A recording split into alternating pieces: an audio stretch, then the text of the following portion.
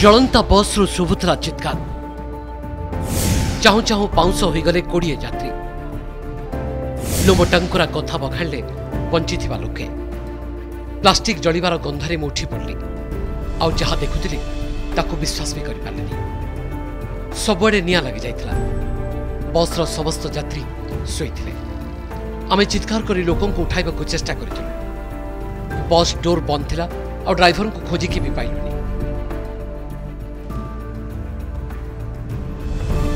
Emergency window भांगी आमे डेई पड़लु। कुर्नूल रे घटिथिबा भयंकर बस दुर्घटना रे अल्पके बर्ती जाइथिबा जणे यात्री एहा कहिसंती। किए जानिथिला गंतव्य स्थल रे पहुंची आसंता कालीर सूर्य देखिबा को अपेक्षा करिथिबा यात्रीक जीवन दीप एमती लिभि लिभि आसुची बोली।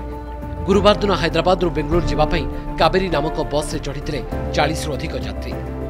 हेले बसटी आंध्र प्रदेश रो कुर्नूल रे एक भयंकर दुर्घटनार शिकार होइतिला।